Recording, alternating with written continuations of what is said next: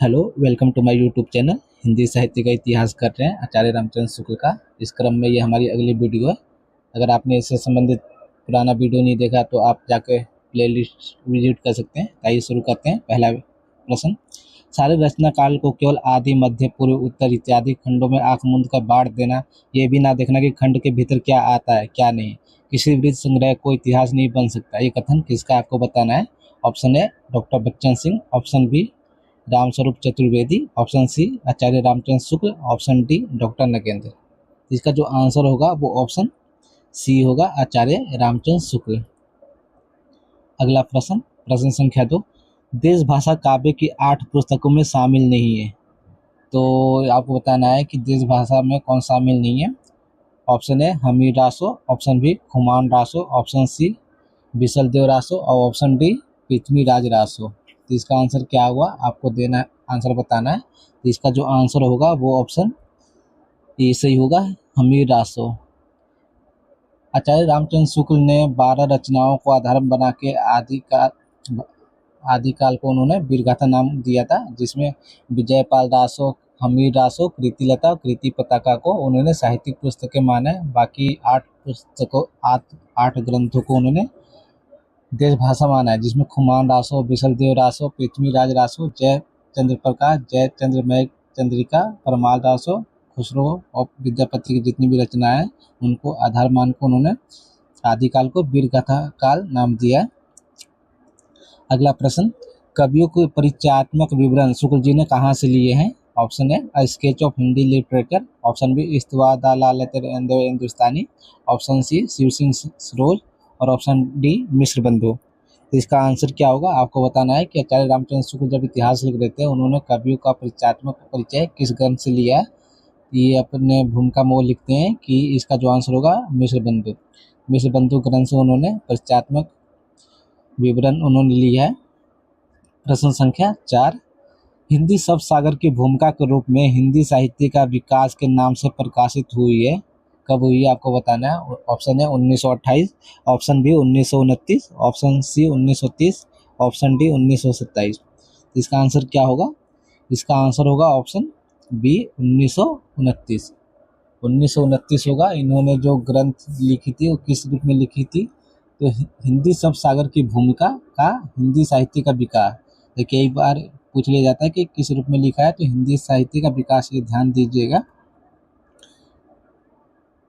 अगला प्रश्न, प्रश्न संख्या 7, षाडंगर रचना है आपको बताना किसकी है। ऑप्शन है Amir Khusro, option B Vidyapati, option C Dalpati Vijay, option D Hammir. इसका जो आंसर होगा वो ऑप्शन डी सही होगा, ये हमीर की रचना है। अगला प्रश्न, चलिए वीर हमीर पाँव मैनी कापे, 21 ग्रंथ से लिया गया है। Option A Hammir Raso, option B Bisaldev Raso, option C Prithviraj Raso, option D Ramchandrika. इसका जो आंसर होगा वो ऑप्शन ए होगा, क्योंकि पंक्ति में ही हमीर नाम आ गया है। अगला प्रश्न, एक नार ने अचरज किया साप मार पिंजरे में दिया, ये पंक्ति किसकी है। Option A Vidyapati, option B Amir Khusro, option C Jaydev, option D Abdul Rahman. इसका आंसर क्या होगा, इसका आंसर होगा ऑप्शन बी अमीर खुसरो। अगला प्रश्न, बालचंद बिजाई भाषा दूही नहीं लगिन दूजन हासा, ये पंक्ति किस भाषा में लिखी गई है आपको बताना है। Option A Awadhi, option B Braj, option C Avahatt, option D Apabhramsha. इसका आंसर क्या होगा, इसका आंसर होगा ऑप्शन डी अभ्रंश में लिखी गई है ये। इन्होंने 2 रचनाएं लिखी, विद्यापति की पंक्ति है कृतिलता, कृति पताका। इन्होंने दोनों जो ग्रंथ का भाषा रखा है वो अभ्रंश रखा है, इस हिसाब से ये अभ्रंश की पंक्ति है। अगला प्रश्न, प्रश्न संख्या 11, अग्नि जो लागी नीर में कंदो जलिया झारी, उत्तर दक्षिणा के पंडिता रहे बिचारी बिचारी, ये पंक्ति किसकी है। Option A Swayambhu, option B Kabir, option C Jaydev, option D Vidyapati. इसका जो आंसर होगा क्या होगा, इसका आंसर होगा कबीर। ये कबीर की पंक्ति है। कबीर पे सिद्ध और नातों का प्रभाव पड़ता है, तो ये उनमें देखने को मिलता है। प्रश्न संख्या 12, देसिल बहना सज्जन मीठा दे तेसन जपे अवहट्टा, पंक्ति है आपको बताना है पंक्ति किसकी है। Option A Vidyapati, option B Hamir, option C Kabir, option D Amir Khusro.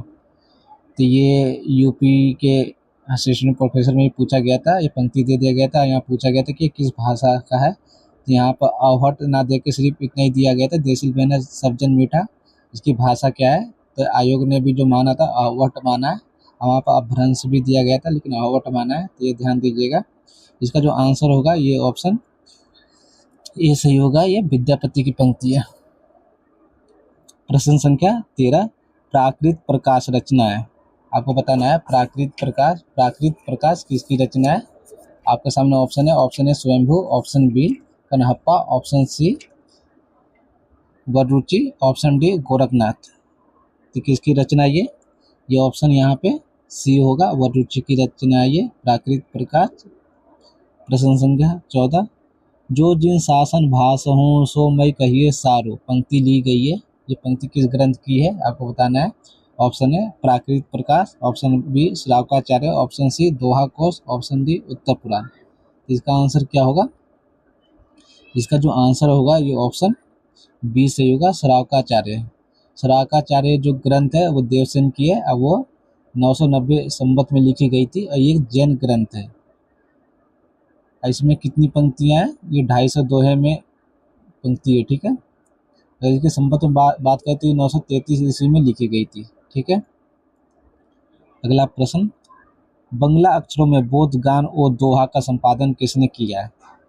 Option है Rahul Sankrityayan, option B Haraprasad Shastri, option C Shiv Singh, option D Acharya Ramchandra Shukla. तो बोध गान और दोहा का संपादन किसने किया है, ऑप्शन बी सही होगा, हरप्रसाद शास्त्री ने किया। प्रश्न संख्या 16, बौद्ध धर्म विकृत होकर वज्रयान संप्रदाय के रूप में देश के किस भाग में फैला है। आपको बताना है कि बौद्धयान जब टूटा था तो वो किस भाग में फैला। ऑप्शन है उत्तरी, ऑप्शन बी दक्षिणी, ऑप्शन सी पूर्वी, ऑप्शन डी पश्चिमी। तो इसका जो आंसर होगा ऑप्शन सी सही होगा, पूर्वी भाग में फैला था, जो बंगाल और बिहार क्षेत्र है वहाँ पे देखने को मिलता है। प्रश्न संख्या 17, कौन सी पंक्ति सरहप्पा की नहीं है। यहाँ पर पंक्तियां दे रखी है, आपको बताना है कि कौन सरहप्पा की नहीं है। पंडित सौवर सत बखाना देही रुद्र बसत न जाना, ऑप्शन बी जही मन पवन ना संचरी रवि शशि नहीं प्रवेश, ऑप्शन सी घोर अंधारे चंद्रमणि जिमी उजारी करियु परम महासुख एहु गने दुरही अशेष हरियु, ऑप्शन डी नगर बहिरे डोबी तोहरी कुड़िया छाई। इसका आंसर क्या होगा, एक बार पंक्ति को आप पढ़ लीजिए और एक बार देख लीजिए फिर इसका आंसर दीजिए। इसका आंसर क्या होगा, इसका जो आंसर होगा ऑप्शन डी सही होगा, ये सरहप्पा की नहीं है। ये किसकी पंक्ति है, नागर बहरे डोबी तोहरी कुड़िया छाई, ये जो पंक्ति है वो कन्हप्पा की है। इसका आंसर डी होगा। कौआ तरवर पंच बिडाला चंचल चिये पैठे काला, ये पंक्ति किसकी है। Option A Sarahapa, option B Luipa, option C Dombipa, option D Kanhapa. ये किसकी पंक्ति है, ये बहुत प्रसिद्ध पंक्ति है। इसका आंसर होगा ऑप्शन बी लुइपा की पंक्ति है। प्रश्न संख्या 19, जिमी लोन बिलाई पाणिनी तिमी धरनी लय चित समरथ जर तकेनु जरु पुणे ते समचित, ये पंक्ति किसकी है। ऑप्शन है Luipa, option B Dimbipa, option C Sarahapa, option D Kanhapa. इसका आंसर क्या होगा, जिमी लोन बिलाई, ये जो पंक्ति है ये ऑप्शन डी से होगा, कन्हप्पा। प्रश्न संख्या 20, नगर बाहरी डोबी तोहरी कुड़िया छई छोड़ जाई सो बाहर नारिया, ये किसकी पंक्ति है। तो ये पंक्ति आप जैसा कि हमने अभी किया था आपको बताना है। Option A Luipa, option B Dombipa, option C Sarahapa, option D Kanhapa. तो ये जो पंक्ति है ऑप्शन ए सही होगा, कन्हप्पा की पंक्ति है, नागर बहिरे। प्रश्न संख्या 21, गंगा जमुना मारे रे बराई नाई, ये पंक्ति किसकी है। Option A Kanhapa, option B Dombipa, option C Sarahapa, option D Luipa. तो ये पंक्ति होगी कन्हप्पा की, ऑप्शन ए सही होगा। प्रश्न संख्या 22, किसके योग से इस महासुख दशा को प्राप्ति मानी जाती है। ऑप्शन ए प्रज्ञा और उपाय के, ऑप्शन बी ज्ञान और उपाय के, ऑप्शन सी प्रज्ञा और ज्ञान के, ऑप्शन डी विज्ञान और शून्य के। तो किसके योग से महासुख दशा की प्राप्ति होती है? तो इसका जो आंसर होगा ऑप्शन ए सही होगा, प्रज्ञा और उपाय के योग से महासुख की प्राप्ति होती है। प्रश्न संख्या 23, शून्य, विज्ञान और महासुख। उपनिषद में तो ब्रह्मानंद के सुख के परिणाम का अंदाजा करने के लिए उसे सहवास सुख से कितने गुना कहा गया है, आपको बताना है। 50 गुना, 100 गुना, 150 गुना और 200 गुना। इसका जो आंसर होगा ऑप्शन बी सही होगा, 100 गुना माना गया है।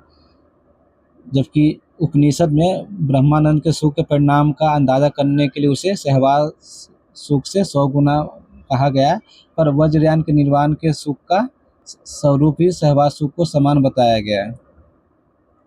प्रश्न संख्या 24, बालनाथ का टीला किस ग्रंथ में इसकी जानकारी मिलती है? तो आपको बताना है बालनाथ का टीला निम्नलिखित में किस ग्रंथ में देखने को मिलता है। ऑप्शन है Prithviraj Raso, option B Padmavat, option C Krishnalila, option D Gorakhbani. जिसका जो आंसर होगा ऑप्शन बी सही होगा, पद्मावत। पद्मावत में हमें बालनाथ का टीला का जिक्र देखने को मिलता है। प्रश्न संख्या 25, गोरख सिद्धांत पद्धति में कौन सा नाम उल्लेखनीय नहीं है? यहाँ पर टाइपिंग मिस्टेक हो गया, एक थोड़ा ध्यान देंगे। Option A Nagarjun, option B Jadbharat, option C Harishchandra, option D Pilandhar. इसका आंसर दीजिए, किसका उल्लेख देखने को नहीं मिलता है गोरख सिद्धांत पद्धति में? इसका जो आंसर होगा ऑप्शन डी सही होगा, पिलांधर देखने को नहीं मिलता है। गोरख सिद्धांत पद्धति में हमें 9 नाथों को चर्चा देखने को मिलती है, जिसमें नागार्जुन, जड़भरत, हरिश्चंद्र, सत्यनाथ, भीमनाथ, गोरखनाथ, चरपटनाथ, जलंधरनाथ और मल्ल्यार्जुन, ये 9 नाम देखने को मिलते हैं। तो आज की वीडियो में इतना ही, धन्यवाद।